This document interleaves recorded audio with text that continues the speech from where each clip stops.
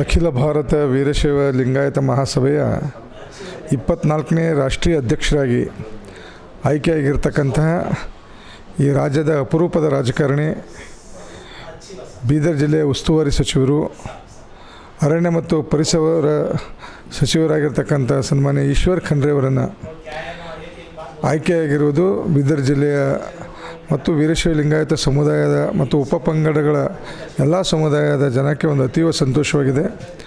ಆ ಪ್ರಯುಕ್ತ ಬೀದರ್ ಜಿಲ್ಲೆಯಲ್ಲಿ ಇದೇ ಮಾರ್ಚ್ 22ರಂದು ಒಂದು ಅದ್ಧೂರಿ ಸಮಾರಂಭವನ್ನು ಆಯೋಜಿಸಲಾಗಿದ್ದು, ಅವರ ಅಭಿನಂದನಾ ಸಮಾರಂಭ ಆಯೋಜಿಸಲಾಗಿದೆ. 22ರಂದು ಬಸವೇಶ್ವರ ವೃತ್ತದಿಂದ ಸಾಯಂಕಾಲ 4 ಗಂಟೆಗೆ ಮೆರವಣಿಗೆಯೊಂದಿಗೆ ಅವರ ಒಂದು ಕಾರ್ಯಕ್ರಮ ಪ್ರಾರಂಭವಾಗಿ ಅದ್ಧೂರಿಯಾದಂಥ ಮೆರವಣಿಗೆ ಮನ್ನಳ್ಳಿಯಲ್ಲಿ ಹೆಸರಿರ್ತಕ್ಕಂಥ ಫಾರ್ಮಸಿ ಕಾಲೇಜಿನ ಮೈದಾನದಲ್ಲಿ ಸಂಜೆ 6 ಗಂಟೆಯಿಂದ ಬಹಿರಂಗ ಅಭಿನಂದನಾ ಸಮಾರಂಭವನ್ನು ಆಯೋಜಿಸಲಾಗಿದೆ. ಸಮಾಜದ ವೀರಶೈವ ಲಿಂಗಾಯತ ಸಮಾಜ ಅಲ್ಲದೆ ಉಪಪಂಗಡಗಳ ಎಲ್ಲ ಸಮುದಾಯದ ನಾಯಕರನ್ನು, ಪೂಜ್ಯರನ್ನು ಈ ಸಮಾರಂಭಕ್ಕೆ ಆಹ್ವಾನಿಸಲಾಗಿದೆ. ವಿಶೇಷವಾಗಿ ಈ ಕಾರ್ಯಕ್ರಮದಲ್ಲಿ 10,000ಕ್ಕೂ ಹೆಚ್ಚು ಜನ ಪಾಲ್ಗೊಳ್ಳುವ ನಿರೀಕ್ಷೆ ಇದೆ.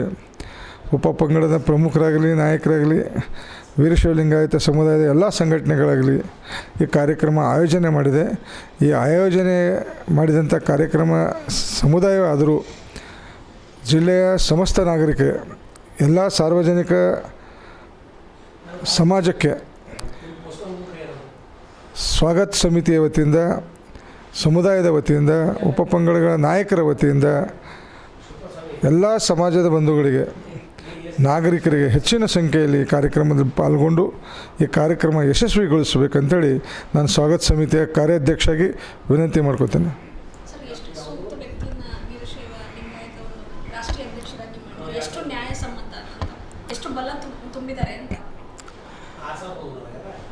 ನಮ್ಮ ವೀರಶೈವ ಲಿಂಗಾಯತ ಸಮುದಾಯದಲ್ಲಿ ಅಖಿಲ ಭಾರತ ವೀರಶೈವ ಮಹಾಸಭೆಗೆ ಒಂದು ತನ್ನದೇ ಆದಂಥ ವೈಶಿಷ್ಟ್ಯ ಗೌರವ ಇದೆ.